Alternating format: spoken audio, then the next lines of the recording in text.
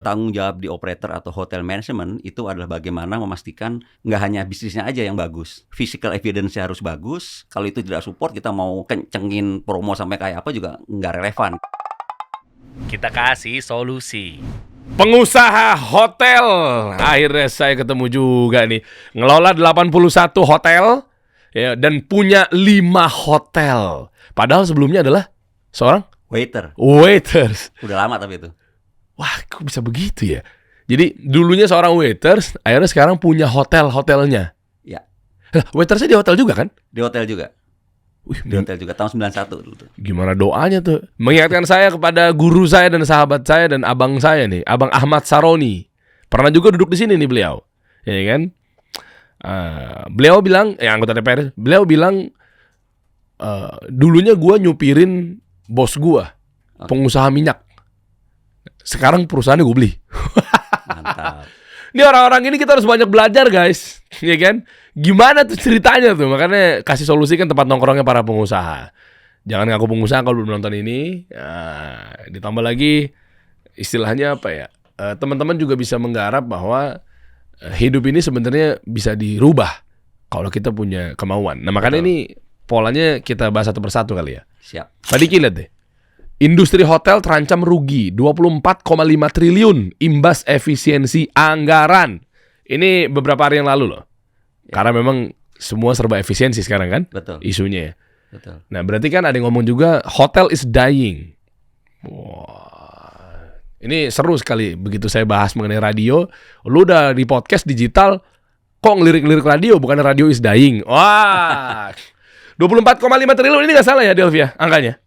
Bener ya, industri hotel terancam segini ya Pak ya? Benar. Coba berita yang lainnya deh Pak Diki.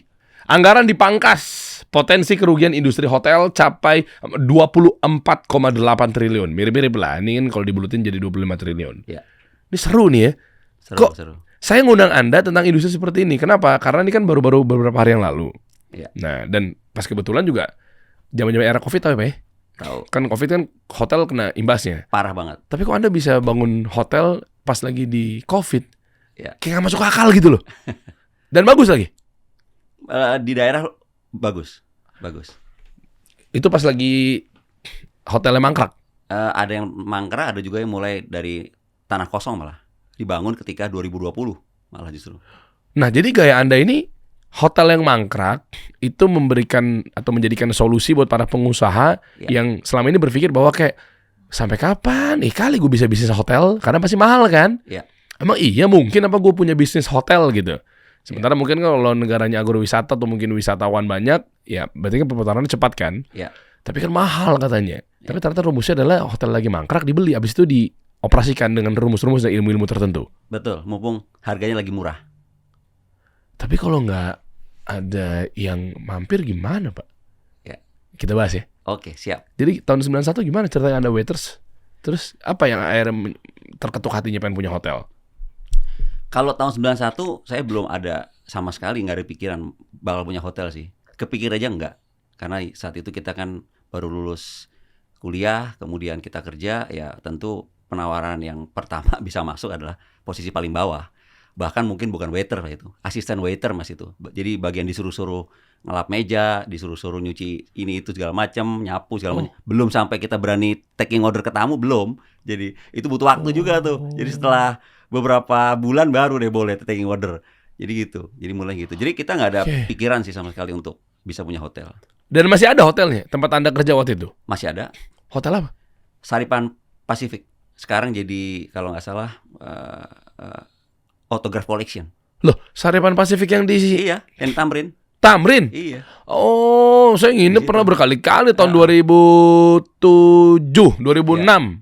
Waktu dulu ada acara di SMA saya, SMA 82 tuh ada pensi ya istilahnya ya. Betul. Pentas seni dulu kan. Iya. Nah dulu panitia-panitia tuh nginepnya di situ. Di situ ya. Iya, yang lobinya naik ke atas gini kan. Betul. Iya. Oh ada di situ. Iya, di situ dulu. Iya. Asal muasal di situ. Habis itu gimana dari asisten waiter terus? Ya naik, kemudian kita pindah ke Jakarta Convention Center yang dulu Jakarta Hilton Convention Center. Sultan. Sultan, sekarang Sultan. Dulu kan Hilton. Iya betul. Di situ jadi waiter, terus pindah-pindah lagi ke beberapa hotel lah pokoknya, udah banyak lah. Singkat cerita, kemudian dapat kesempatan untuk bekerja di Singapura waktu itu. Kebetulan ada program ke sana, kita bisa kerja ke sana di Crown Prince Hotel di Orchard Road di Singapura. Setelah itu ya sudah, terus naik. Pokoknya kita punya target waktu itu bahwa dalam waktu maksimal setahun harus naik. Entah itu naik hotelnya lebih besar, atau posisinya lebih besar, atau gajinya yang lebih besar. Itu saya punya target. Setiap tahun harus tercapai kayak gitu. Salah satu tuh, kalau bisa ya semuanya. Gitu. Nah, setiap tahun gaji lebih besar, posisi lebih tinggi, atau hotelnya yang lebih besar. Gitu kira-kira. Dan itu apa ya? Yakin bahwa bisnis hotel industri waktu itu lagi bagus-bagusnya. Saat itu sangat bagus sekali karena kan persaingannya masih sedikit, dan dulu kan hampir memang semua acara juga dilaksanakannya di hotel, dan ya nggak kayak sekarang kan tumbuh 2 hotel per hari loh sekarang nih tumbuh di Indonesia. Iya. Oh ya? 2 hotel per hari tumbuh di Indonesia sekarang ini. Itu keukur gara-gara banyak brand agregator nggak sih? Kayak misalnya Airbnb apalagi sih? Betul. Tapi katanya tutup ya? Gimana sih? Ya udah Saya lupa mulai decline lah. Lah itu kan membuktikan bahwa kayaknya industri ini berbahaya saat ini. Apa gimana? Karena mereka tidak masuk pada posisi yang sekarang preferensi customer tuh suka. Customer sekarang kan suka yang hotelnya bersih, hotelnya nyaman, hotelnya wifi-nya kenceng, hotelnya kamarnya juga nyaman. Nah itu nggak, mohon maaf ya, itu nggak disiapkan kayaknya dengan salah satu platform itu gitu. Saya nggak sebut nama ya, tapi kira-kira itulah. Loh itu kan urusannya si hotelnya. Dia kan cuma mengagregasikannya. Maksudnya yang dimaksud dengan hotel bersih kan si mau Airbnb, seperti itulah, Traveloka. Nah, tanggung jawab kalau kami kan ada di operator nih sekarang. Tanggung jawab di operator atau hotel management itu adalah bagaimana memastikan nggak hanya bisnisnya aja yang bagus, tapi secara produk juga harus. Jadi physical evidence-nya harus bagus, harus juga support. Kalau itu tidak support, kita mau kencengin promo sampai kayak apa juga nggak relevan, kira-kira begitu. Nah, itu yang dilakukan oleh platform-platform tadi. Mereka hanya gaspol di bisnisnya aja gitu. Oke. Nah berarti kan harus pinter-pinter si brand agregator ini ngelihat bahwa nih hotel nih oke apa enggak. Jika memang dia tidak ada standarisasi dengan sesuai perjanjian, kita blacklist. Harusnya begitu. Tapi ini enggak. Oh, dibiarin di marketplace itu? Harusnya begitu. Dia hanya nyari sebanyak mungkin titik yang bisa diakuisisi. Tapi dia tidak mikirin untuk long term bisnisnya ini bisa sustain apa enggak gitu. Harusnya gitu, harusnya gitu. Tapi ini enggak, dia pokoknya apa aja diambil gitu aja, kira-kira gitulah. Oh, jadi sama halnya dengan dia mewadahi ya jadinya, memfasilitasi sehingga begitu nyampe ke konsumen, rekomendasinya begini nih, males gua nih, akhirnya yang disalahin industrinya, hotelnya gitu ya. Persis. Padahal hanya industri yang ada di ekosistemnya mereka aja, hanya di grupnya mereka aja. Kalau yang lain sih enggak, tetap masih oke. Oke, masih bagus. Kita lompat dulu ya Ya. ke berita-berita yang beberapa hari yang lalu sempat ramai karena memang isunya kan tentang gini. Ada yang bilang juga untuk mencapai pertumbuhan ekonomi 8%, mungkin itu terlalu berat dinikmati atau mungkin dilihat atau dibaca 8%. Ya. Terus ngaruhnya buat gua apa? Untuk akar rumput atau mungkin warga yang menengah ke bawah gitu ya. Saya jelasin dikit ya. Artinya kalau ekonomi tumbuh di negeri ini, memberantas korupsi dan lain sebagainya, apalagi Pak Prabowo, Pak Presiden kita kan memang fokus pada swasembada pangan, apa segala macam, ekonomi kreatif, ekonomi hijau. Nah berarti kan logikanya kan uang ada berputar di negara sehingga daya beli tumbuh dan juga menekan angka kemiskinan, bahkan untuk menyelesaikan permasalahan kelaparan dan juga lapangan kerja. Nah maksud saya adalah ekonomi tumbuh ini kan saya adalah dengar-dengar dari orang-orang hebat di atas sana, sektornya digenjot adalah dari pariwisata. Karena manufacturing kita belum kuat-kuat amat. Ya. Kalau Cina iya. Makanya pariwisata kan. Sempat juga kemarin beberapa pejabat duduk di sini juga. Ya kalau mau ke sana kan saya ngundang orang-orang untuk ngetes angle, bukan ngetes ya, dalam artian saya mau tahu angle-angle para pejabat ini, menteri-menteri terkait apa segala macamnya, kalau untuk ningkatin ekonomi dari sektor yang dia lagi jalankan seperti apa sih strateginya. Ya. Memang mayoritas jawabnya adalah pariwisata. Nah, berarti kan ini seksi banget nih pariwisata. Sangat seksi. Nah, tapi kok berita-berita yang beredar adalah penurunan. Kalau menurut saya sih ini kan adalah hotel-hotel yang memang fokusnya hanya ke market perjalanan dinas, market government. Nah itu kayak hotel-hotel yang lama-lama tuh, saya nggak usah sebut nama ya, hotel-hotel jadul. Mereka gampangannya aja, mereka hanya ngambil satu market yang memang gemuk, yang gede, market pemerintah, market perjalanan dinas. Padahal kalau kita bicara hotel ada itu kan anggarannya tentu dari APBN. Sementara kan kita juga bisa ngambil yang anggaran dari APBD. atau BUMN, kemudian corporate, kemudian ada leisure, ada wedding, ada staycation, juga ada direct booking yang sekarang ini lebih besar, growth-nya lebih bagus. Bahkan direct booking ini bukan OTA ya, bukan. Jadi di luar Traveloka, di luar itu, boleh bebas sebut aja. Di luar Traveloka, di luar tiket.com dan lain-lain. Jadi direct booking ke hotel ini punya potensi growth yang sangat besar. Di hotel yang kami kelola itu rata-rata di 30% per tahun pertumbuhan. Jadi kalau ini nggak digarap, hanya mengandalkan pasar pemerintah, ya pasarnya hanya itu aja. Jadi ketika ada kebijakan yang mempengaruhi bisnis hotel, mereka pasti akan terganggu. Tapi hotel-hotel yang tidak mengambil pasar pemerintah terlalu besar, aman-aman aja kok kita. Oh, ngerti gue nih, keren nih Pak Diki nih, cerdas beliau. Pengalamannya udah nggak meragukan berarti ya. Saya ngerti. Kan kita sepakat ya bahwa saya pro rakyat, kita semua support rakyat biar tumbuh lah. Nah, caranya adalah saya apresiasi buat Pak Presiden kita, Pak Prabowo, ini kan memangkas cawe-cawe jalan-jalan yang gak ada gunanya. Saya suka sekali tuh video itu tuh, saya ulang-ulang tuh. Ya kan, kalau nggak penting nggak usah lah keluar-keluar nih. Para pejabat-pejabat negara gitu kan, meeting kan bisa. Ya, simpelnya kalau saya baca, iya juga ya kan, meeting online juga bisa. Iya kan, mau entertainment juga, ya online juga bisa aja kalau mau dicari-cari celahnya gitu ya. Nah akhirnya dipangkas tuh dana-dana, ya kan, termasuk yang mungkin ya tadi kunjungan-kunjungan kerja. Betul. Dari mungkin BUMN atau kementerian-kementerian terkait gitu kan, bagus sekali nih Pak Prabowo. Jadi dipangkas untuk mementingkan kebutuhan rakyat dari segi pangan, makan bergizi gratis apa segala macam, arahnya mungkin ke sana. Nah, cuma kan suatu sisi kan market hotel jadi tergerus ya. Iya. Ada yang tergerus yang tadi saya bilang. Iya kan, kayak acara-acara meeting. Iya, pasti. Kementerian. Pasti. Berarti jangan B2G kalau mau bisnis pengusaha hotel. Iya, kalau menurut saya semua market tetap harus digarap karena Indonesia ini kan pasarnya gemuk banget. Hotel tuh tidak hanya bicara pasar pemerintah atau pasar the government. Pasar yang lain tuh sangat gemuk sekali. Contohnya nggak usah jauh-jauh, hotel yang kami kelola di Jakarta yang di dekat sini juga kebetulan ada kita. Apa namanya? Kebun Jeruk, Front One Hotel. Front One? Itu Anda kelola tuh ya? Iya, kita kelola juga. Yang dekatnya tol, kalau kita lewat tol. Oh iya. Kelihatan tuh. Iya. Di belakang Taman Anggrek, Jalan Arjuna. Nah itu kita justru malah pasar pemerintahnya hanya 10%. Jadi yang 90% itu non pemerintah. Jadi ketika ada peraturan baru yang mempengaruhi bisnis hotel, kita nggak begitu terpengaruh karena hanya 10%. Sisanya 90%-nya? 90% dari corporate, dari BUMN, dari staycation, dari family, kemudian dari banyak banget dari private sector lah, kira-kira gitu. Itu banyak banget kita. Kita nggak begitu terpengaruh kalau itu. Oh oke. Berarti bisa aja ya ternyata ya, meskipun anggaran diefisiensikan. Sangat bisa. Jadi nggak reaktif. Makanya saya ngundang Pak Diki ke sini gitu teman-teman ya. Jadi pengusaha-pengusaha kan pasti banyak aja kan di luar sana yang pengen coba peruntungannya, bahkan yang sudah terjun di dunia hotel. Nah, simpelnya gini, boleh agak sedikit teknis ya. Ya sebenarnya beliau sebenarnya udah punya ilmu teman-teman. Tapi ingat ya, jangan dulu buru-buru ngecek deskripsi di bawah. Sebenarnya saya sudah sematkan tuh rahasia agar teman-teman pengusaha bisa punya saham atau bangun bisnis hotel. Yang sekarang perputarannya gini, boleh ada hope nggak di sini? Perputaran hotel gimana? Kalau dari berita kan kayaknya mencengangkan ya, mengancam gitu. Tapi sebenarnya hotel lagi seksi-seksinya. Lagi seksi-seksinya selama 3 hal ini diperhatikan. Pertama, lokasi tepat, konsep tepat, investasi tepat. Nah, kalau 3 ini kita fulfill, ini sudah lumayan aman. Karena lokasi itu sebagai contoh nih, Pak Dery, sama-sama di Bali. Sama-sama 100 kamar, sama-sama bintang 4, sama-sama investasinya sama lah kira-kira. Yang satu berlokasi di Denpasar, satu lokasi di Kuta.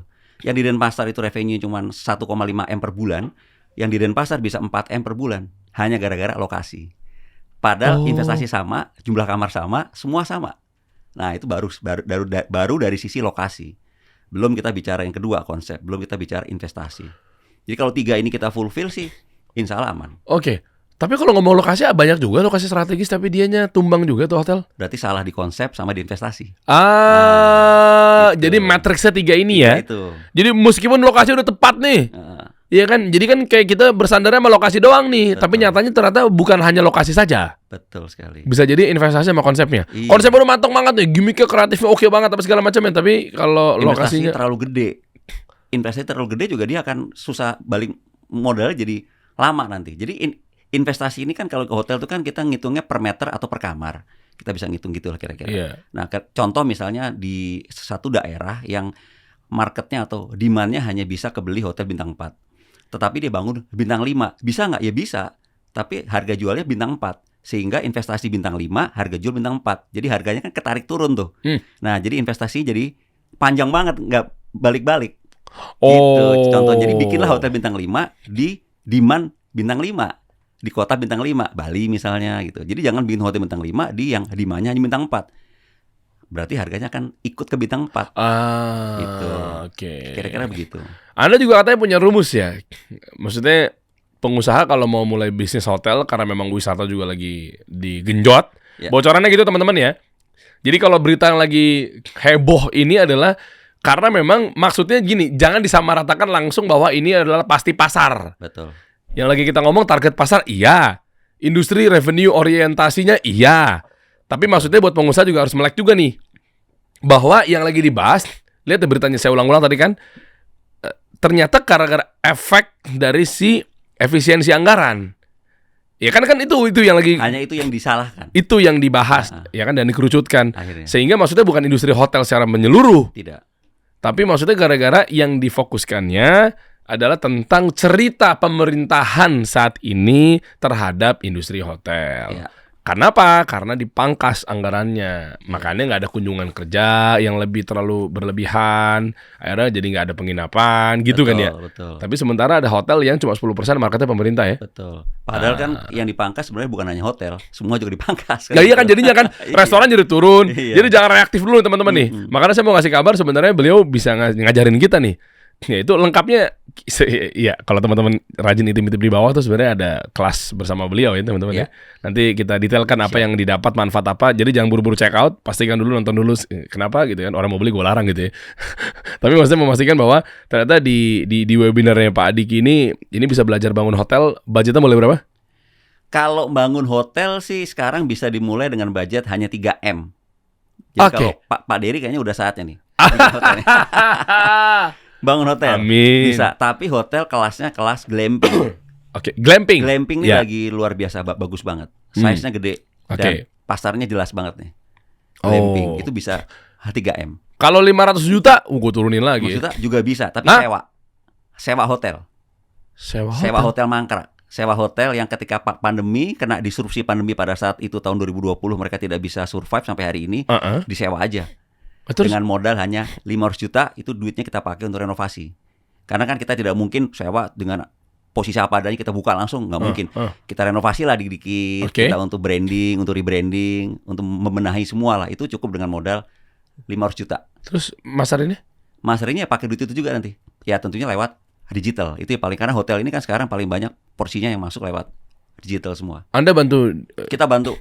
Oh. Jadi kalau misalnya ada lokasi bagus, punya duit 500 juta, ketemu dengan yang punya, tanya dia kira-kira sekarang dapatnya berapa, kita gedein, sebulannya berapa, kemudian bingung caranya mengelola, nah hubungi saya aja, nanti saya akan mengelola. Wah keren, detailnya ada di bawah teman-teman Yeah. ya, terutama webinarnya nanti kita ngobrol-ngobrol secara online, jadi bisa dimanapun ya. Nanti kita detailkan ya, maksudnya yang lagi seksi di regional mana, ya provinsi apa segala macamnya. Dikit Pak, kita detailkan dulu sebelum ke masalah webinar atau mungkin pembahasannya apa aja yang Anda sampaikan ke teman-teman. Ada nggak kisah yang Anda kelola sama yang Anda jalankan? Sekarang Anda punya 5 hotel, ya kan? Yang katanya 3 hotelnya adalah Anda chip in di situ. Betul. Nginvest lah ya. Ya artinya kan Anda punya saham dong. Betul. 2-nya milik Anda pribadi secara keseluruhan. Betul. 81 hotel sisanya adalah Anda kelola. Nah maksud saya gimana nih cerita dengan 86 hotel yang totalnya Anda kelola, baik itu punya orang dan juga punya sendiri atau berpartner, pasti kan teman-teman pengen tahu. Before afternya deh. Ya kalau udah ngomongin kelola kan pasti kan orang pengen tahu dulunya kayak gimana, sekarang kayak gimana. Ya Anda kalau sama aja jalannya ngapain saya bareng sama Anda kan begitu kan poinnya kan. Betul. Nah, cerita yang tadi di belakang kamera seru tuh yang ada ibu-ibu katanya bingung mau ya itu gimana Pak Diki? Bermulanya kalau dari satu hotel itu susah, kebetulan itu dari satu hotel untuk hotel itu mau pakai brand kita tuh susahnya setengah mati itu. Jadi benar-benar ampun-ampun lah itu. Jadi kita juga punya brand. Kita kan franchise nih. Kita punya brand, ada Front One, ada Votel, ada Azana Style. Nah itu brand kita.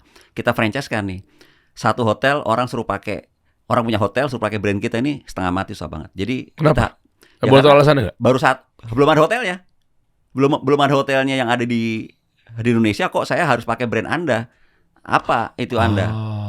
benefit buat saya apa? Terus kemudian untungnya apa? Loh tadi Anda bilang katanya ada brand ya? Brandnya kan Azana. Lah itu Brandnya kan Azana, tapi hotelnya kan belum ada pada saat itu. Sekarang sih enak udah 86. Oke, lanjut aja. Pada saat awal kan belum ada hotel yang mau pakai brand kita. Iya. Nah, ketika kita paksa orang pakai brand kita ini kan ini nggak gampang, susah banget. Ya terpaksa kita itu dengan cara-cara khusus lah ya, soal harga kita kasih khusus dan lain-lain, benefit kita kasih khusus, bahkan ada beberapa manfaat-manfaat yang diterima oleh owner yang memang akhirnya dia mau pakai brand kita. Satu, di situ kita harus tungguin benar-benar supaya hotel itu sukses, berhasil. Jangan sampai udah pakai brand kita malah gagal, lebih baik brandnya dia aja.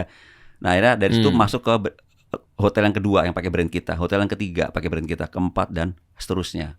Nah memang itu nggak gampang, susah banget, dan kita udah ibaratnya di situ kita nggak mikir duit dulu lah. Saat itu kita hanya mikir yang penting brand kita bisa berkibar dulu saat itu.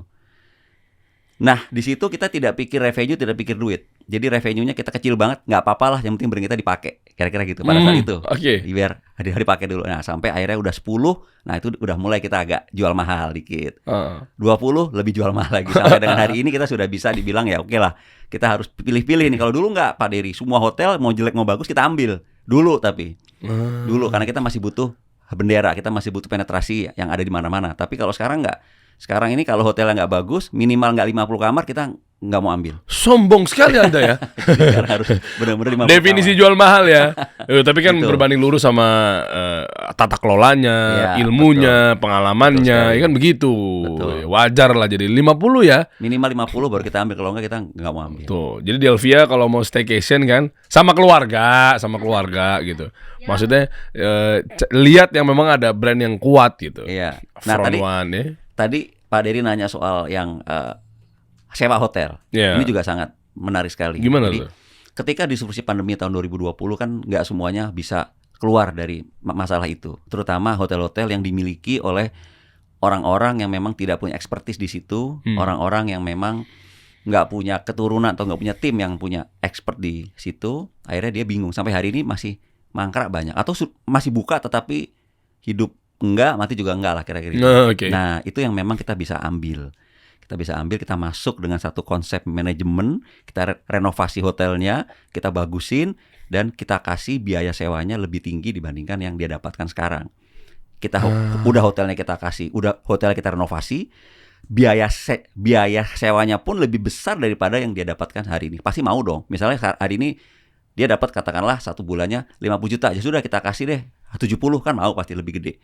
Hotel sekarang jelek, kita bagusin. Apanya? Kasurnya kita bagusin, kita cat gedungnya, sofanya, kan mau dong pasti. Nah gitu. Jadi nggak ada ruginya dia untung, kita untung kan gitu. Bagi hasil. Sewa aja kita pokoknya. Jadi nggak ada sewa plus dia dapat share. Ya, kalau yang udah dapat share tuh yang tadi yang full manajemen. Yang full manajemen tadi, itu. yang franchise. Nah, itu baru kita sistemnya bagi hasil. Jadi saya ngambil dari revenue itu di 4%, dari laba kotor 4%. Itu yang kita ambil setiap bulan selama 10 tahun. Itu kalau yang sistem bagi hasil. Oke. Gini, ini kan cerita yang apa ya? Yang hijau-hijaunya lah, segar-segarnya. Ada nggak kisahnya memang udah nginvest tapi ternyata mangkrak juga ujung-ujungnya? Qadarullah. Itu gimana? Nah, kalau ada hotel yang sekarang susah, katakanlah secara revenue jelek, kemudian bisnisnya jelek lah, profitnya juga bahkan mungkin rugi terus ya setiap bulan. Ya, memang harus hubungin tim atau orang yang ngerti tentang bisnis itu. Kalau kita tidak ngerti ya jangan dipaksain. Kita hubungin, cari operator, cari konsultan yang memang ngerti. Nah, kemudian disitulah kemudian dari konsultan pasti akan melakukan riset dulu. Nah, riset itu nanti akan dibuatkan satu hasil riset dari mulai market research, kemudian FS, semuanya, dan juga rekomendasi. Kita kasihkan ke owner, mau nggak nih? Kalau mau, harus disiapkan ini. Nanti hasilnya kira-kira tahun pertama seperti ini, tahun kedua seperti ini. Kira-kira secara prosesnya seperti itu. Gitu. Oke. Dan ada indikasi khusus nggak? Maksudnya mangkrak kayak gimana nih? Di luar dari 3 matriks tadi ya, kalau bisa ya, kayak misalnya lokasi. Ya kan? Itu di Mampang ya? Maharaja tuh saya lihat. Di sebelah kiri, di samping flyover. Teman-teman anak Jaksel mana coba deh. Maharaja tuh masuknya Mampang ya kalau nggak salah yang lurusnya Mampang. ya kan Mampang, Ketendean bisa, dari Kuningan juga bisa. Itu dulu zaman dulu tuh hotel favorit saya tuh. Rame dulu. Maksudnya favorit buat meeting sama klien brand gitu. Iya. Iya. Nah kemarin mangkrak tuh Maharaja tuh. Kenapa tuh? Nah, Dari Covid ya? itu gara-gara Covid mungkin ya, saya nggak tahu, tapi mungkin gara-gara Covid. Itu secara lokasi prime banget. Sebetulnya punya potensi untuk dihidupkan dan dibikin rame lagi. Itu sangat berpotensi. Kalau Pak Diri mau invest itu cocok banget tuh. Serius? Iya, itu Emang keren iya, ini banget. kalau ownernya ngelihat bisa diajak kolaborasi juga gitu, atau Sangat mungkin saya invest gitu. Sangat bisa. sangat bisa. Tapi kan itu kan nilainya. Ya. Bentar, sebelum ngomongin nilai, itu gara-gara pas pandemi itu ya, dia udah nggak bisa Mungkin, operasional lagi ya. Mungkin. Soalnya saya lihat Bisa jadi. sebelumnya aman-aman aja tuh. Iya, mungkin aja. Jadi sebetulnya kan dia udah menang lokasi nih. Tinggal ya tatanan manajemen, marketing dan lain branding pasti kurang bagus lah kira-kira gitu. Nah, Oke. perlu kita benahin di situ. Modalnya ya tentunya hotel seperti itu menurut saya tetap harus direnovasi. Tapi gini, saya mau pancing teman-teman semua nggak? Ini iseng aja, Ya. cek ombak aja. Oke. Kalau ada gedung, ini kan ini beliau expert loh. Nih kalau teman-teman nggak ngambil webinarnya, kalau menurut saya itu salah. Saya aja melihat begini, kalau teman-teman mindsetnya pengusaha, ini harus ambil. Kenapa? Karena ya saya bocorin lah, saya juga ikut membersamai sama pemerintah dalam Iya. artian support lah, bantu program-program pemerintah gitu kan. Itu bocoran itu kan memang Indonesia lagi nge-push di sektor wisata. Betul. Makanya sampai difokusin tuh Kementerian Pariwisata dan Kementerian Ekonomi Kreatif. Ya. Dua-duanya sebenarnya akan juga support pariwisata gitu kan, tapi dari ketajaman dari masing-masing sektor. Ya. Makanya kan ekonomi kreatif pun juga gimana caranya mendatangkan ini, mendatangkan itu, kita perkaya biar wisatawan datang, kan gitu-gitu kan ujung-ujungnya. Saya melihat bahwa kalau teman-teman bisa baca omongan saya, ini kalau misalnya teman-teman nangkep gitu ya, kode-kode dari saya, pariwisata lagi mau saya genjot juga sebetulnya. Itu keren. Nah makanya, Itu keren. kalau teman-teman punya gedung mangkrak, atau ya semi-semi mangkrak, atau baru sekalipun, bismillah ya, izin Pak ya. Saya bareng sama Pak Dikin, ini bismillah doa. Kan kita boleh omongan Siap, doa ya. Siap. Saya beli 18 juta cash. 18M. Aduh, ngebaca lagi. Kirain udah kehipnotis sama bahasa saya. Sorry. Oh iya. Kebaca ya. Berarti saya kurang menghipnosis ya. Ya udahlah, oke lah. 18 miliar. Wah, ayo. Berani nggak? Saya bayar cash 18 miliar. Ginilah, Pak, kalau gedung biasa bisa nggak sih?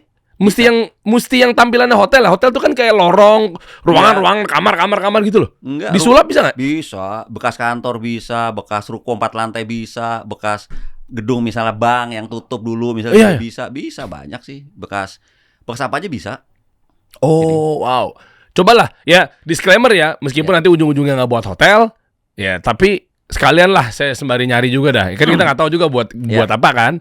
Tapi misalnya saya lihat potensi ini. Tapi emang bocorannya nggak jauh-jauh dari dunia kreatif dan pariwisata. Boleh dong, karena kan saya kan juga di ekonomi kreatif gitu ya. Bagus. Ya udah, mau nggak? Kalau ada kasih penawaran terbaik, lu komen di bawah. Serius nih saya orang ini, ya 18 miliar cash. Kalau ada satu ruangan sewa di SCBD, kalau emang ada nih para sales atau marketing satu lantai lah misalnya, itu boleh juga nih sekalian saya ada kebutuhan lain lah ya. Boleh ya Pak Diki izin ya? Boleh dong. Ya satu lantai lah, budget 300 juta lah setahun.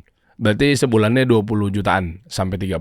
Iya. Mau satu lantai, mau setengah lantai, mau berapa ruangan, SCBD. Kan saya kan anak gaul SCBD. Iya. Ada kata, Kelihatan sih. iya kan SCBD, ada huruf D. D-nya Derry. Derry. Wow. Bener, Derry. Ya nanti kita bahas ya Pak Diki ya. Nah, ada nggak cerita-cerita yang success story lah? Ya.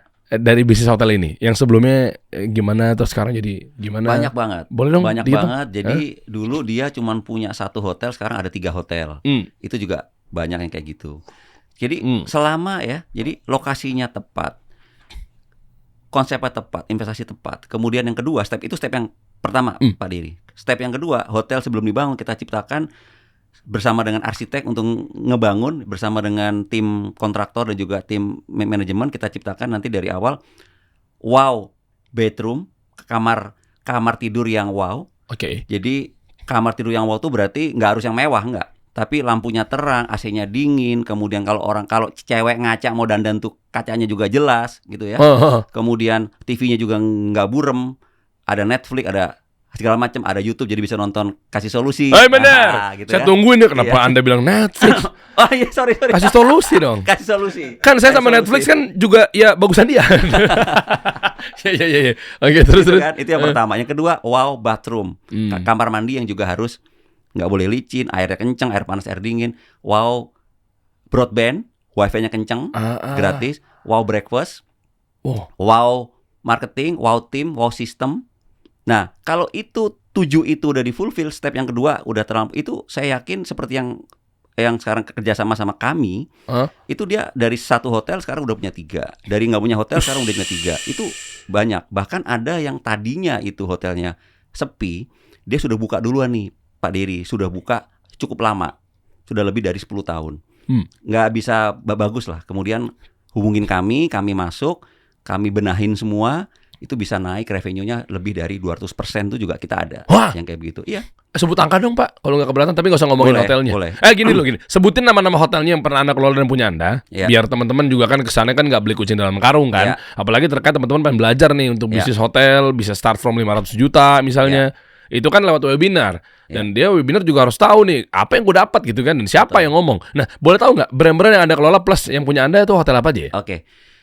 Kita ada di operator atau hotel manajemen yang namanya Azana Hospitality. Oke. Kita mengelola 86 hotel di Indonesia dengan brand yang kelas bintang 1 sampai bintang 3 itu adalah Front One.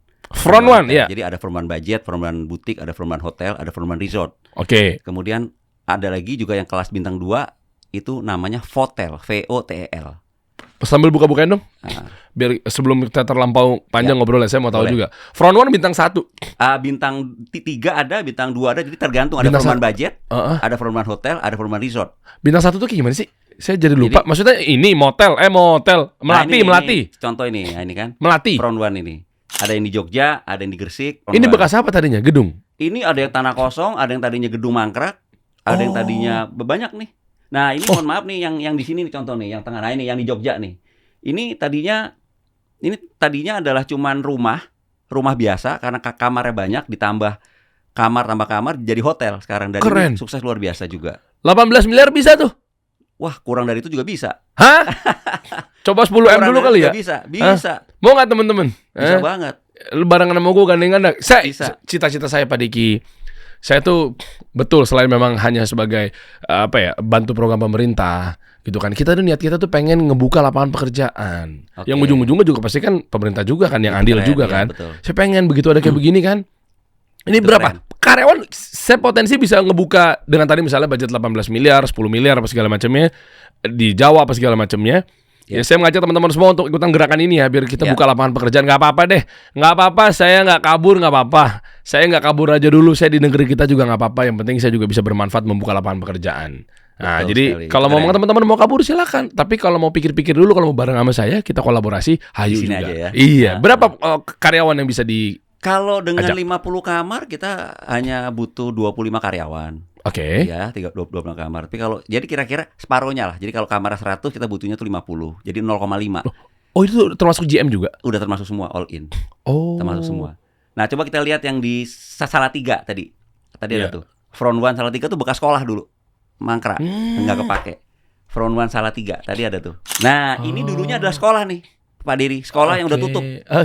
Sekolah udah tutup, sekarang jadi Front One di Salatiga, dan ini juga luar biasa, bagus banget secara bisnis, okupansinya 90%. Oh. Ini. Wow. Katanya ada pengetatan anggaran yang berpengaruh terhadap bisnis hotel, tapi ini nggak pengaruh juga.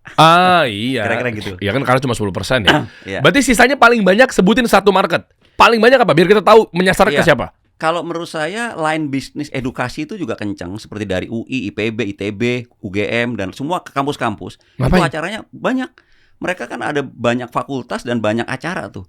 Acara seminar, acara banyak banget. Itu juga perlu dibidik. BUMN juga gede. Apa contohnya? Pertamina? Enggak, saya cuma orang saya cuma nanya. Kan anggarannya kan lagi banyak. Gede banget kan? Iya kan, maksudnya kan. Saya jadi tahu Delvia cara di negara ini biar cepat dapat duit itu ternyata cuma 2 faktor loh, 2 industri. Gimana tuh? Yang pertama, yang kedua Jual bensin oplosan. Oplosan. Iya kan? Iya kan? Mobil- Selama ini Beli Pertamax. Rasa apa berarti ini? Pertalite. Gue kaget loh. Tapi ya sudahlah, kalau gue sih sistemnya qadarullah. Betul, kita support program pemerintah, kita taat sama pemerintah, tapi kita berantas. Kalau gini kan cerminannya kan jadi pemerintah yang buruk kan di mata Iya. masyarakat kan. Padahal Iya. gara-gara ulah oknum-oknum Oknum. tidak bertanggung jawab. Betul sekali. Tanya driver saya. Ini jadi kemana-mana dikit nggak apa-apa ya? Gak apa-apa. Driver saya tuh selalu, misalnya pas lagi saya kasih SOP, driver saya tuh minimal 2 bar. Namanya bar bukan sih? Kopi bensin tuh gue dari dulu taunya bar. Strip. Lah, apalah itulah. Ya minimal 2 bar. Jadi nggak terlalu dadakan-dadakan banget. Isi Pak, gitu kan. Isi Om. Oh ya udah, ingetin aja. Pokoknya di situ isi segala macamnya. Suatu ketika memang bablas, kelupaan namanya juga manusia. Udah tinggal 1 bahkan hampir mau merah. Ya adanya kita buka aja ya. Apa Vivo lah, Shell, ya kan gitu-gitu lah. Ya.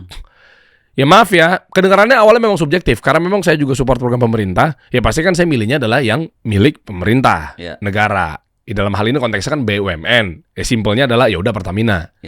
Selalu tuh. Jadi berkali-kali driver saya tahu gitu kan. Pasti nih saya tuh nggak pernah mau kalau ngisi selain Pertamina karena bagian dari untuk support BUMN kita. Betul. Balik lagi, kenapa jadi ngomongin bensin ya? Oh, bisnis, jualan. Ya. Nah, berarti dari sekolah bisa, dari apa segala macamnya bisa ya? Diapain sih, disekat aja udah gitu? Iya. Di-coring, dalamnya dibikinin MEP-nya, saluran air panas, air dinginnya, ya kan? Kemudian di-skat-skat, kemudian kita tata interiornya, jadi hotel udah. Jadi benar-benar efektif banget kan? Emang 500 juta bisa jadi kapital buat bangunan-bangunan? Oh, kalau itu enggak. Kalau yang 500 juta itu untuk hotel yang sudah jalan, sudah jadi. Udah jadi hotel kalau itu. Terus? Tapi bisnisnya nggak bagus. Diapain 500 jutanya? Nah, kita pakai Sewa? Kita pakai buat bayar. Kalau bayarnya sewa kan per bulan. Jadi kita bisa ngambil dari operasional. Kita jangan mau per tahun, per bulan. Daripada dia mangkrak ya? Daripada dia mangkrak, daripada dia bisnisnya sekarang jalan tapi rugi terus setiap bulan. Udah kita sewa aja. Duitnya 500 juta kita pakai untuk ngecat, ganti sofa, ganti spray, ganti anduk, untuk branding gitu. Untuk marketing activity lah pokoknya. Oke. Kayak gitu. Nah, kalau dari kosong banget buat renovasi. ya. Jadi judulnya sama-sama 500 juta lah, anggaplah begitu. Kalau dari kosong banget 500 juta nggak cukup. Kalau dari gedung kosong, katakanlah bekas kantor gitu. Kita mau bikin katakanlah 60 kamar, 70 kamar, kita siapin lah sekitar 8 sampai 10 M. Itu kalau dari gedung kosong benar-benar kosong. Nggak ada apa-apa. Kita bikin 70 kamar, siapin lah 10 M. Udah jadi hotel. Artinya Detailnya ada di webinar lah ya. ada di webinar. Semua tuh klik aja linknya di bawah. Anda pernah ketipu juga katanya waktu itu ya? Ceritain dong. Udah itu ketika tahun 2018 sih. Tahun 2018 itu kebetulan ya biasa lah ya, itu ketipu sama kontraktor. Jadi ketipu sama kontraktor. BUMN? Bukan. Oh bukan. Nggak nanya doang. Bukan. Nanya doang. Berarti bukan Karya Group lah, bukan lah ya? Bukan. Ya. Jadi ketemu kontraktor karena ya itu tadi udah bangun hotel, dana dari proyek, dana untuk bangun ini sama kontraktor kayaknya dipakai buat hal lain, sehingga ketika harusnya hotel udah jadi ini nggak jadi. Terus kita kejar-kejar, kontraktornya kabur dia. Oke, terus? Kabur ya sudah, itu lumayan hilang juga tuh duit tuh, lumayan tuh. Berapa? Ya cukup gede lah. Kalau secara total sih dari beberapa project sih secara total ya, termasuk duit saya dan juga duitnya beberapa owner. Kalau 30 ada sih. Wah gile. Total semua ya. 30 miliar. Nah, total. Akhirnya belajar dari situ ya. Belajar dari situ. Jadi dari situ kita sekarang benar hati-hati milih kontraktor, hati-hati milih arsitek. Kontraktor yang kita pilih sekarang dia harus punya modal, itu paling penting. Selain punya pengalaman juga punya modal. Karena kalau nggak punya modal, nyari duitnya malah di kita, itu yang repot tuh. Iya. Mereka pasti kan kalau pengusaha kan cash flow harus positif. Jadi kalau pakai duit orang, kenapa pakai duit kita? Betul. Ya, memang nggak salah kedengeran ya. Ya. Yang penting kan harus kas berjalan. Tapi yang jadi masalah adalah kalau bisnis-bisnis tertentu atau industri tertentu, betul orientasinya cash flow, tapi akhirnya malah jadi disalahgunakan kan, jadi kesel juga ya. Iya. Pakai duit itu. Bedanya apa sama kos-kosan misalnya? Kalau secara capital gain menurut saya sih tetap lebih tinggi hotel. Kan ada dari mulai ruko, kemudian rumah, ruko, kos-kosan, hotel paling tinggi. Hotel itu capital gain-nya pertumbuhan bisnis, tanah bangunan itu bisa mencapai 20% per tahun. Di atas bahkan 20%. Kos-kosan mungkin ya sekitar 15-an. Dan kalau kos-kosan itu kan secara image, nih gue mau jual nih kos-kosan. Berapa? Kita jual mahal nih. Orang pasti mikir, gue mau jual nih hotel murah. Orang wah, jadi gitu loh kira-kira. Iya. Nama hotel itu loh, Iya, yang secara iya, image iya, ini iya. ada value-nya. Gitu. Jadi lu punya kos-kosan kamarnya banyak banget, tapi namanya kos-kosan. Ketika suatu saat kita bosen kita mau jual, tetap jual apa? Kos-kosan. Semalam-malamnya kos-kosan, orang pasti mikir kan, kos-kosan mahal amat gitu. Tapi kalau hotel, kita jual semurah-murahnya hotel gitu. Jadi orang mikir, oh iya, iya. murah. Kira-kira gitulah. Ini namanya di teori branding ya, salah satunya adalah brand perception. Ya. Jadi orang beli itu karena persepsi. Ya kan, karena nilai, karena manfaat, bukan karena produknya. Betul. Ketemu kata retinol, ketemu kata niacinamide. Ini banyak pengusaha tuh agak keserempet di sini nih. Wah, jualannya dia pengusaha skincare, tenang aja kita tulis aja gede-gede niacinamide gitu. Semua juga jualan niacinamide, yang sebenarnya dibeli bukan niacinamide-nya, tapi yang dibeli biar gue jadi cantik. Betul. Biar gue jadi putih lagi, biar gue jadi disayang suami nih, nggak malu dibawa ke kondangan nih, kayak gitu-gitu kan, karena cantik, ganteng apa segala macamnya. Nah, sama kayak tadi, berarti kan persepsinya ketika kos-kosan, iya kan, iya image-nya jadi begitu, jadi value-nya turun gitu ya, maksudnya. Karena pada hakikatnya kan orang punya bisnis kos-kosan atau kalau hotel, terutama hotel, kalau kosan saya nggak begitu tahu, tapi pada hakikatnya kan orang bisnis hotel itu kan pada satu masa dia pasti pengen exit. Exitnya nih apakah dia lewat IPO, apa dijual atau gimana? Ini kan pasti. Oke. Kalau saya gitu, kalau saya nggak tahu kalau yang lain. Kalau saya memang aim-nya tuh itu, aim-nya pada satu masa nanti ketika udah bagus bisnisnya, udah ini ya udah tinggal kita pilih nih mau lewat IPO atau kita jual aja. Kira-kira gitu. Nah, jadi kalau kita di situ judulnya adalah hotel kan pasti jauh lebih bernilai gitu loh dibanding judulnya bukan hotel, kira-kira gitu. Wah, keren. Pas lah kalau gitu teman-teman, ini kalau menurut saya adalah satu keharusan deh. Kalau banyak pengusaha sekarang, peluang apa nih sekarang nih? Kalau saya dari sudut pandang relasi dan circle yang berkibar di mana-mana, ini memang pariwisata lagi digenjot. Baik itu dari pemerintah atau mungkin private sector atau mungkin public sector gitu ya. Sehingga pariwisata ini memang lagi seksi sekali gitu. Artinya kalau mau belajar karena masih bingung apa segala macamnya, dibantu sama Pak Diki. Nah, jadi caranya lewat mana? Lewat webinar Revolusi Bisnis Hotel. Wah, jadi artinya ini bisa buat lo yang punya bisnis hotel atau mungkin bangunan mangkrak. Kan dia lagi nyari kolaborasi nih. Nah, ya sudah, kalau berpikir bahwa gue sewain gak laku-laku, gue taruh di beberapa maklar juga nggak ada nyewa-nyewa juga, mendingan coba diputar otak aja kalau selagi ada misalnya ada kapital atau kolaborasi bareng sama investor, ya kan, nah macam-macam tuh bisa tuh nanti dikemas, bahkan tadi udah dipatahkan juga tuh langsung tuh. Saya pikir yang bekas hotel aja, tapi bekas bank mangkrak, sekolah mangkrak, kampus mangkrak, rumah ya kos-kosan.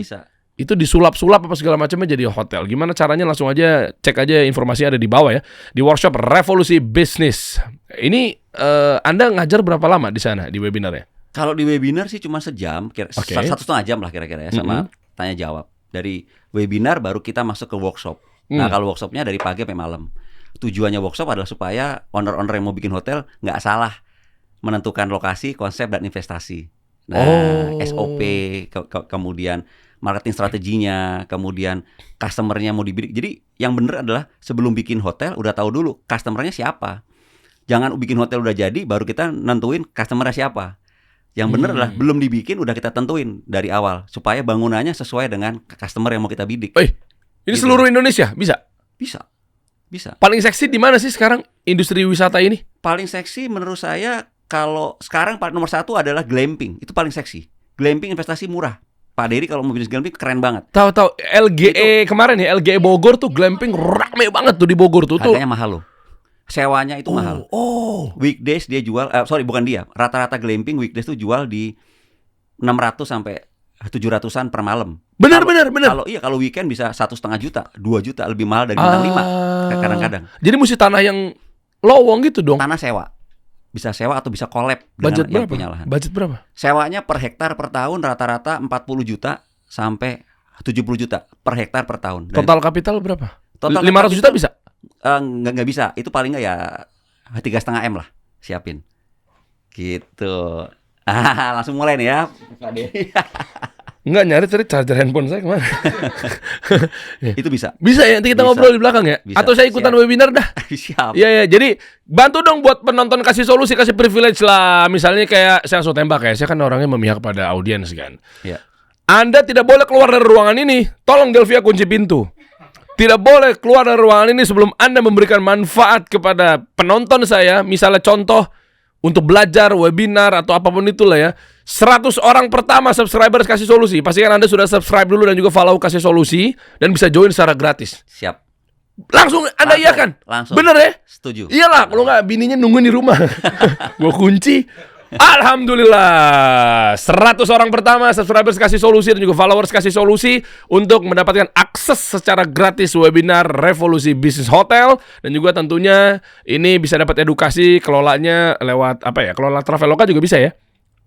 Semuanya juga bisa diajarin, ya. Semua diajarin. Diajarin semua. Oh, jadi setting akun di Traveloka, semua di diajarin. agregator lah kali Agregator. ya. Kok Anda ke Traveloka sekali ya atau gimana? Boleh yang lain? Enggak boleh. Tiket.com juga ada, Agoda, semua diajarin. Termasuk ke direct bookingnya juga nanti diajarin semua. Keren. Atau kalau misalnya mau terima beres ya lempar aja atau apa, kirim aja timnya. Bisa kan? Bisa. Misalnya Anda investor, tinggal petain aja, oke, gue butuh orang ini, atau ini, atau mungkin GM, atau mungkin di hotel manajer apapun itulah ya. Yang maaf misalnya kena PHK atau mungkin kena efisiensi, terus sekarang lagi nyari lagi kerja di dunia perhotelan.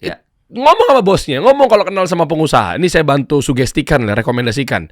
Jadi biar Anda juga bisa kerja di situ, atau jangan-jangan mungkin Anda dikasih saham. Iya betul. Iya kan? Bisa jadi. Soalnya banyak banget yang bang, ada kerjaan nggak bang, ada kerjaan nggak bang, gitu kan. Di dunia pariwisata atau mungkin hotel ini juga rame gitu loh. Betul. Kan kasihan kan waiters yang mungkin nggak dapat kerjaan atau mungkin sekarang lagi pengen berpikir bahwa gue daripada gue kabur aja dulu, gue mending di sini aja misalnya. Betul. Nah itu bisa rekomendasikan ke orang-orang hebat tuh. Nanti biar dia yang ngasih duitnya, jalanin, lu yang operate, tektokan dan kolaborasi bareng sama Bapak Diki. Ada yang mau tambahin Pak Diki buat teman-teman? Yang menarik juga Pak Dery ada satu, bahwa sekarang karena glamping sedang menjamur di mana-mana dan cepat bangunnya, gampang mengelolanya. Karang Taruna memanfaatkan ini. Karang Taruna yang punya tanah desa di sekitar itu, dia juga ikut-ikutan sekarang bisnis glamping. Apa sih? Sangat simpel, banyak pakai tenda, tapi laku. Ngapain dia ke tenda-tenda gitu? Ini juga pertanyaan menarik menurut saya. Kemarin kan ada maaf saya lupa lagi namanya beliau. Pak siapa? Maaf Pak, punten. Saya sering ketemu orang banyak banget jadinya nih. Ownernya LGE Bogor. Oke.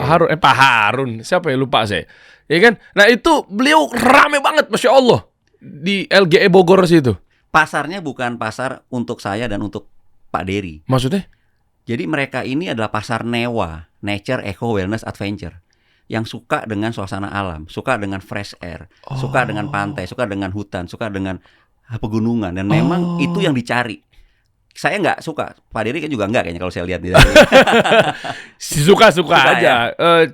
Iya, karena ada kebutuhan mungkin mau seminar, workshop. Kayaknya kan hijau-hijau seru gitu loh maksudnya gitu. Pasar ini tuh gemuk. Size-nya bertambah terus sejak Agustus 2020 sampai dengan sekarang.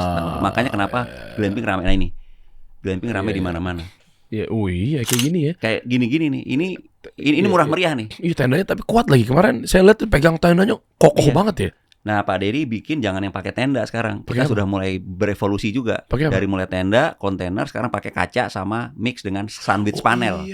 Kaca. Jadi kayak villa, bukan kayak glamping, tapi tetap glamping konsep, tapi kayak villa aja. Biar nggak hilang dari DNA-nya ya. Kan orang datang sana kan pengen alam kan. Betul. Tapi jadi malah kayak bangunan-bangunan cottage ya sama aja dong gitu ya. Coba Mbak diliatin yang punyanya Azana Isen Selo. Wih, Azana. Ada di Selo Boyolali. Nah, ini dia nih. Wih, keren. Ini Pak Dery. Ih, lucu banget. Ini balik modal hanya dalam waktu 3 tahun. Jangan bercanda. Serius. Ini diapit oleh 3 gunung. Gunung Merbabu, Gunung Merapi, Gunung Lawu. Jadi kalau di glamping yang penting tuh adalah view-nya. Nomor 1 itu harus bagus view-nya. Memang ada yang mau nyewa tanah di antara 2 gunung. 2 gunung, 3 gunung. Maaf. Ya benar tadi 3. 3 gunung. 3 gunung. Tapi yang satu jauh sih kebetulan. Oh iya. Ada 2. Oh gitu ya. Merbabu sama Merapi. Lah itu kok konsepnya begini-begini, Anda semua yang ngedesain ide apa segala macam. Iya. Modal berapa? Kira-kira kalau yang seperti ini kira-kira tuh di angka 6M udah sama sewa tanah. Udah sama sewa tanah. Seru banget. Ini dapat cash return itu per tahun di atas 27% per tahun cash return. Artinya dalam waktu kurang dari 4 tahun udah balik modal. Oh, Gitu. buat bikin kayak kopdar, Iya. ya kan perusahaan outing gitu kali ya. Dan glamping sekarang yang kami konsep itu nggak hanya glamping tok, tapi harus ada meeting roomnya untuk nge-grab pasar weekdays. Orang meeting dari corporate. Oke. Ih seru. Nantilah kita ngobrol-ngobrol lebih lanjut ya. Kalau siap. teman-teman pengen tahu langsung aja ikutan webinar Revolusi Bisnis Hotel. Detailnya ada di bawah ya. Tinggal kasih tahu ke teman-temannya. Kalau misalnya lu pengen tapi ternyata belum ada kepikiran. Maksud gua tuh bukan itunya. Ilmunya mah ambil. Tapi kan lu bisa gandengan sama siapa aja gitu loh. Ya kan. Jadi orang-orang tahunya tuh kalau tentang edukasi tuh kayak, wah bisnis hotel, mahal dong. Oh begini dong. Tadi kan udah gue bocorin ya. Ternyata kan bisa juga. Nah meskipun lu misal oke, lu nggak ada budget misalnya tadi 500 juta misalnya belum ada pun, ya lu bisa share tayangan ini. Nah, jadi menurut gua adalah coba lu share ke teman-teman yang potensial, ya pengusaha, pasti lu punya lah teman-teman kayak begitu atau bos atau apalah, kasih copywriting dikit. Bos, ini peluangnya asik banget loh kita bisa ngobrol-ngobrol bareng sama klien apa segala macamnya gitu kan. Baru bilang, "Wih, seru ya." Nah, tayangan ini biar nonton full tuh. Pas nonton full, oh ternyata gue buka aja deh hotelnya satu lagi. Nah, Betul. cakep. Terima kasih Pak Diki. Nanti kita ngobrol-ngobrol. Anda di Solo ya, domisili? Di Solo. Kantor pusatnya di Solo, kantor cabang malah di Antasari. Hotel Anda limanya di mana? Di Solo, di Solo 2, Apa nama di brandnya? Solo, Front One. Front enggak yang punya Anda pribadi? Iya, Front One. Ah, Wow. Front One. Front One, abis itu di tiganya Kemudian yang ada Azana juga. Azana. Nah, tapi itu cipin-cipin ya. Sama di beberapa glamping. Wih, ngeri.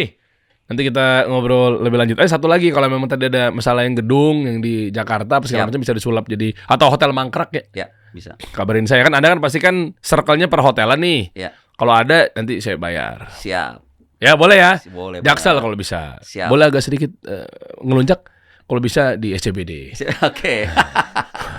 Oke. Ya kan rumus dari hukum perdagangan kan pembeli harus jual semurah-murahnya, penjual harus beli kebalik. Pembeli harus beli semurah-murahnya, penjual harus jual semahal-mahalnya. Iya, benar. Suka-suka gue dong. SCBD kayaknya agak susah tuh. Gimana cara harus bisa? Iya caranya ya. Yuk. Oke. Siap. Thank you Pak Diki. Oke, thank you. Nanti kita main-main lagi ya. Siap. Staycation bareng dong. Oke, dong. siap. Siap. Kita kasih solusi.